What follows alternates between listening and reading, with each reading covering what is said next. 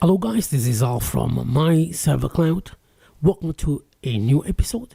Today I'm going to show you how to install easily Tugtainer, the equivalent of Watchtower on Docker, where you can actually update your container easily and fast. Now I already made I think more than one particular tutorial on how to install Watchtower. Again, I'm showing you here now by searching it, and as you can see we have a 5.6k views on this particular one. I think it's about a few years old, but again still working, and you know, why not? As you can see here, I already got one particular installed on my Docker server, one of the Docker server. As you can see, the Watchtower. Again, on this particular one I'm going to install the Tugtainer. On the older one, for example, I already have Tugtainer installed. Again, I'm going to show you in a second, but I want to make sure you understand this, guys. This is it's as it is here, right? It's not recommended for use in a production environment, so take that in consideration. We are not using it, you know, for production. We're only using it for testing it, you know, things like that. So anyway, well, without any delay, let's go and start. The first thing I'm going to do, let's have a look. Let me close this one here a second. Let's go on this particular one. I'm going to show you inside the Tugtainer. Now I'm already installed this one, so I'm going to add the password. Again, you got the error 401. Even on the other one I'm going to install, you can see, I don't know the reason why. I tried to do some search, but I couldn't find any answer.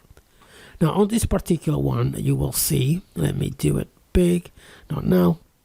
Again, we got Portainer and Tugtainer. Now the Portainer is not possible to automatically update, because if I go back, you will see LTS rather than latest. Again, if you got the latest, as I have on the other server that I'm going to show you later, you will see that you know, by having the latest, you automatically can auto update. Yeah, so that is the difference why on this one is not auto update. So what I'm going to do now, yeah, as you can see, this is the latest one. Yeah, so you can do it on this one. So now we're going back on the Tugtainer. You got hosts, we got containers, we got images, and then we got the actual settings. Now you can prune, if you want to prune some of the images, right? Or you can actually looking for it if you wanted to, if you got many of those installed. And then you got the settings. On the settings, you got the Crontab expression. This is how many times you want to go through the auto update or the checking of the new updates. All right, and here you can actually set your time zone. In this case, for me, will be UTC. That's fine, or London. You can send the notification if you need to on the URL. Here it tells you exactly how to do that. Also, all the information are on a GitHub. All right. Again, I'm going to leave all the description and the links below. Okay. So now this is what we're going to use. You got two ways. You can just do a line by line, or you can actually copy and paste everything, as I'm going to show you in a minute. Let me close these ones now, and let's start on the new server. So I'm going to show you how to do it. All right, so I'm going to shut down this. This is my server that I already got Tugtainer, and this is the one I'm using. Now you got two ways to do this. You can, if you're using Proxmox, you can do like me, log in on the container, and then what you do is you go to the console. Okay, this is the first option. And then if you go PuTTY, you can use PuTTY to log into your container, all right, the actual Ubuntu server, in this case the one I'm using, and you can do it in that way. So, as I said, I'm going to use Proxmox GUI to do that.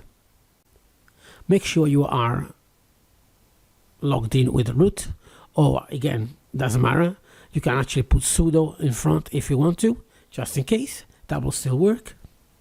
Here you can check the IP if you don't know what IP you're going to use. Again, for this particular server is 192.168.150. Okay. All right, that's the actual one to log in if you use PuTTY, for example. Also here you can find IPs of your containers anyway. Let's go back on this one particular one, and again, you can do it as one by one, or just copy as I did here, and just Control V, or actually right click. Yeah, you right click and paste. Okay, you can do paste as plain text, and then you just press enter, and it will go. After that, the last part of the Docker run will be shown to you, but you need to press enter. Okay. Again, you can copy one by one if you wanted to, and then leave the last part if you want. Whatever makes easy for you. It's quite straightforward. We're going to wait a few minutes. Here we go. I'm going to press enter. That should be quite quick now. Once I press enter, should be a few seconds. Again, it depends where you're running it, but usually a few seconds. Now, once it's been done, what I'm going to do, I'm going to have a look inside here, and as you can see, Tugtainer is done. I'm going to turn off again for this instance Watchtower. Again, because this is a demonstration, I'm going to remove Tugtainer, and I'm going to retain Watchtower. It's much easier for me. Now that's done, I'm going to go to local. I'm going to have a look first of all if my public IP is correct, and that is 181.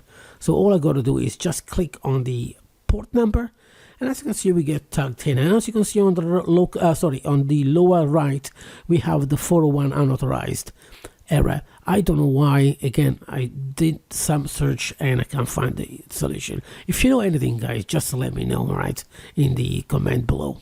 As I think my server cloud has enabled again all the people now can actually comment. At one time, we removed all the comments because we had a lot of spam. So now that we've done that, again, I just want to make sure, guys, you understand this is a production, not for production environment, right? Because of the errors we still get. Now I'm going to add the new password, okay? I'm going to choose my own, and I'm going to confirm. Once that's been done, again, you need letters, numbers, and numeric, whatever, one uppercase, one lowercase, to make sure it's pretty, secure. Okay, no. And I'm going to save it. Somehow I saved it, not real, I don't know why, but anyway, let's go and no username, sign in. And as you can see here, all right, so you have all the containers. And if you actually look, the Portainer one is the latest on this one. And if you look on this is an alpha, I don't know why, but anyway, it is alpha technically, but no idea. But on the Portainer, you got the the possibility to update and check. So you can, as you can see, you can check on and off, and update on, auto update on and off, or you can check by clicking manually, or you can go up there and check all automatically, in one go. And as you can see, as I already knew it, everything is up to date, so nothing will come up. Okay. Now again, going back to containers, hosts, containers, images, and everything is there. Easy to use, guys, as you can see. Again, here you can actually prune, as I said before. So, we got 3 unused, but I like to do it, to be honest with you, via Portainer. Here it's not clear if it's going to prune all of them, but if you go to Portainer, for example, on images, you can actually see the 3 unused, and you can actually tag them and press remove, and I will get rid of it. That's how simple actually it is on Portainer. Somehow I love Portainer and I love Watchtower, but this is not bad. This is just the beginning of this particular script, so maybe in the future it's going to be much better. Again, Crontab expression. Again, if you go on a website where you can actually create your Crontab, again, if you just click on that, it automatically knows exactly what it is. And if you go to the Crontab, in this case, let's I think this is every day at midnight, for example. But again, if you don't know how to do it, there are websites like a expression generator, and as you can see here, you get the idea anyway. You just click 1 minute, hours or days, whatever. Yeah. Once you're done, you just need to copy and paste. As simple as that. Yeah, this is every minute, for example. Every minute past the hour. Not bad. I mean, again, you could do 0 there. If you do 0, it's every hour, okay?